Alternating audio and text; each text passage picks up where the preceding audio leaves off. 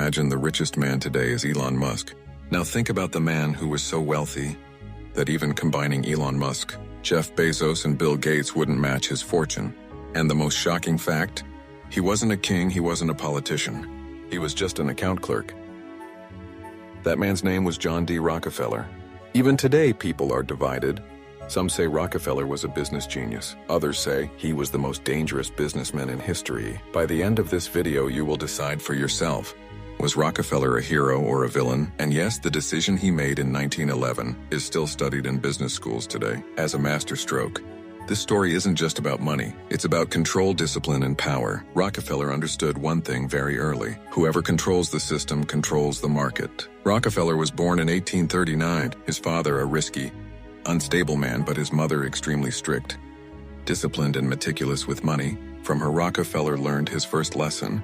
Making money isn't enough. Controlling money is what matters. Even as a child, he tracked his pocket money, every coin, every penny. And quietly, world's first billionaire was preparing. At 16, Rockefeller left school.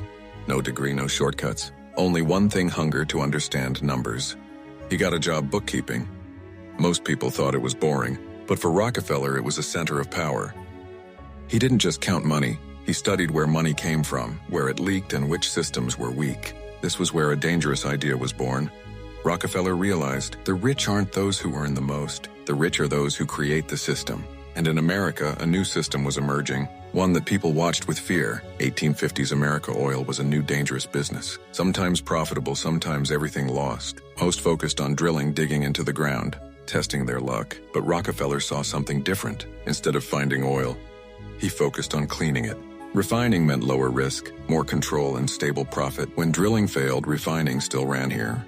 Rockefeller made the decision that would shake the entire industry. With partners, Rockefeller started a refinery, its name Standard Oil. And the name wasn't just a label. It meant the cheapest, most efficient, and most powerful system. The next part is very dangerous, because this is where competitors' games start ending. Standard Oil was growing, but Rockefeller wasn't just working on factories. He understood where the real power lay. Transportation back then. Moving oil had only one option: railroads. Rockefeller made secret deals with the railroad companies. In exchange for bulk shipments, he got the cheapest rates. And the shocking part, he even received rebates on his competitors' shipments. Now Rockefeller had a deadly advantage. He could make oil cheaper, much cheaper. When a competitor lowered prices, Rockefeller lowered them even further. Profit shrank, yes, but competitors' businesses dead. Companies that couldn't survive, Rockefeller bought them at bargain prices. Companies that couldn't survive, Rockefeller bought them at bargain prices. Gradually, America's oil was coming under the control of one man. Imagine a man deciding the price of oil, who survives and who fails. At this point, Rockefeller was no longer a business tycoon. He had become a power structure. Newspapers wrote Standard Oil is dangerous. Political cartoons depicted Rockefeller as a monster, holding the entire economy in his grip. And when the public feared him, the government started listening. Rockefeller was no longer just a businessman. He had become a national fear. Newspapers ran daily headlines: Standard Oil is killing competition. One man controls America's future. Political cartoons portrayed Rockefeller as a giant monster, holding the entire economy in his grasp.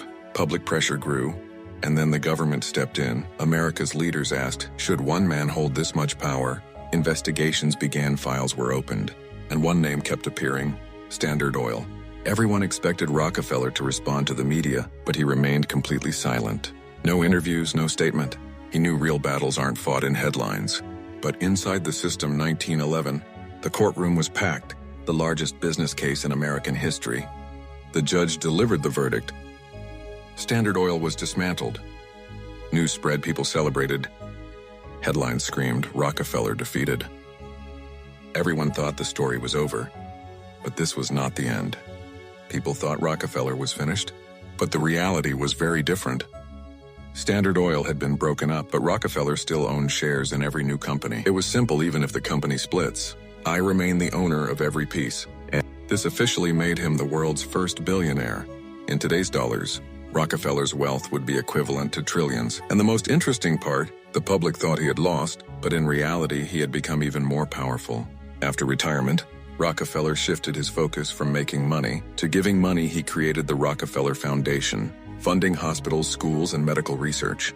Even today, the world benefits from his charitable work. So is Rockefeller a hero or a villain? On one hand, discipline, vision and philanthropy on the other, aggressive monopoly and public fear. The decision is yours, but one thing is clear. One man showed the world the power of strategy and discipline. Rockefeller teaches us money isn't just about earning. It grows with control systems and discipline. If you enjoyed this story, like, share, and subscribe. More real-life power stories are coming soon.